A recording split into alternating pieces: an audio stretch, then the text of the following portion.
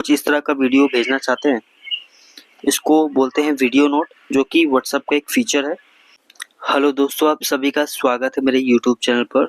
क्या आप भी अपने फ्रेंड को कुछ इस तरह का वीडियो भेजना चाहते हैं, इसको बोलते हैं वीडियो नोट, जो कि व्हाट्सएप का एक फीचर है।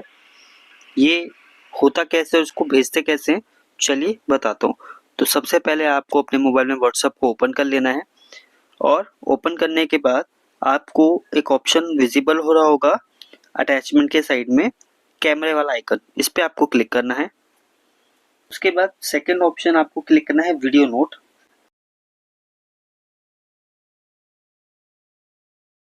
कर दीजिए, और जो आपकी वीडियो बन चुकी है कुछ राउंड शेप में ओके करते हैं, और आपकी वीडियो जो है बनना स्टार्ट, और आप इसको आगे फॉरवर्ड कर सकते हैं।